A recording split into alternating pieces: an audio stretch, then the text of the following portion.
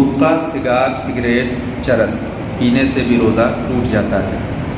अगरचे अपने ख्याल में हलक तक धुआं न पहुंचाता हो, बल्कि पान या सिर्फ तंबाकू खाने से भी रोज़ा टूट जाता है। अगरचे पीक थूक देता हो, लेकिन उसके बारीक अज्जा हलक तक पहुंच जाते हैं। यानी कि कोई ये सोचता हो कि सिर्फ खाने से रोज़ा टूटता है, तो तंबाकू खाने वाली चीज़ नहीं है, सिगरेट खाने वाली या पीने वाली चीज़ नहीं है, बस उसका कश मुँह में ले करके धुआं फेंक देते हैं, तो इससे रोज़ा नहीं टूटता। अगर किसी का ख्याल ऐसा हो तो उसका ख्याल फासिद है, इसलिए कि उसके अज्जा जो बारीक होते हैं वो अज्जा हलक को पहुंच जाते हैं।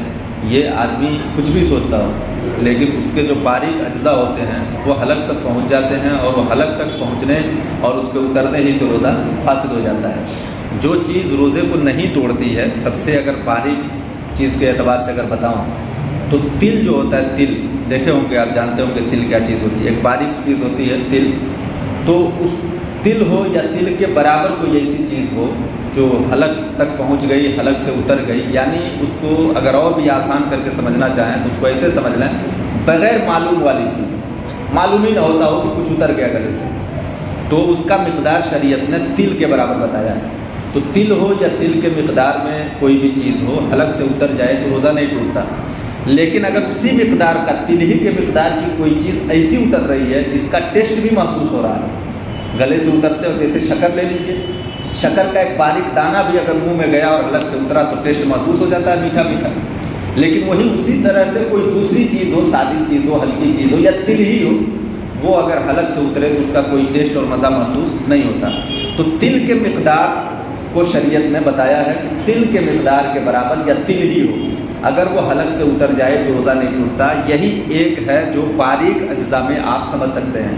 इससे बड़ा कुछ भी हो, अगर वो हलक से उतरता है तो टेस्ट महसूस हो न हो रोज़ा तोड़ देता है। और बारीक में तिल है, यानी उससे छोटा रहे या उतना बराबर रहे तो रोज़े को कोई फ़र्क नहीं पड़ता। इसके अलावा जो कुछ भी हो, अगर वो हलक से उतरता है, या ये सिगरेट, बीड़ी, जो कुछ भी मैंने अभी बयान किया, ये सब चीज़ें भी रोज़े को तोड़ देती हैं, रोज़ा फासिद हो जाता है।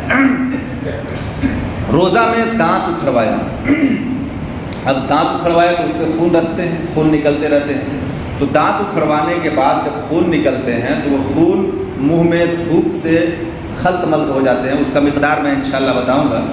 तो खल्त मल्त होते हैं, तो अगर वो हलक से उतर गए तो भी रोज़ा वो तोड़ देते हैं।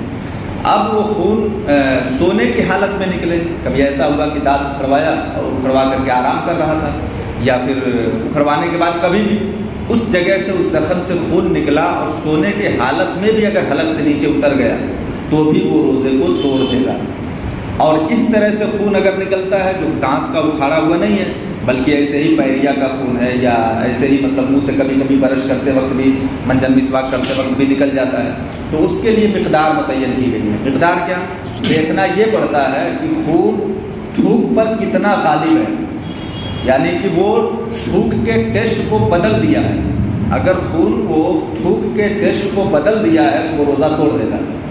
और अगर वो खून के टेस्ट को बदला नहीं, तो थूक के टेस्ट को बदला नहीं, पता ही नहीं चल रहा है कि थूक घोंट रहा है या खून घोंट रहा है, टेस्ट नहीं बदला है, पता नहीं चल रहा है, तो वो थूक के ही हुक्म में है, फिर वो रोज़ा नहीं टूटेगा। मतलब ये कि एकदम बारीक मिक़दार में निकला और थूक पे कोई असर नहीं डाला, मज़े में कोई टेस्ट बदला नहीं, उसका कोई भी फ़र्क नहीं पड़ा, तो वो रोज़े को नहीं तोड़ता है। लेकिन अगर इतने मिक़दार को निकल गया, बरशी से क्यों नहीं निकला, इतने मिक़दार को निकला कि तो उसके रंग को भी बदल दिया थूक के, और जब गले से उतरा तो महसूस भी हो गया कि हम थूक के बजाय कुछ और घोंट लिए हैं, ये महसूस जैसे हो गया, आप समझ लीजिए कि वो रोज़ा फासिद हो गया। तो फिर वो रोज़ा टूट गया, फिर उसका क़ज़ा रखना ज़रूरी होता है। अल्लाह ताला हम सबको समझ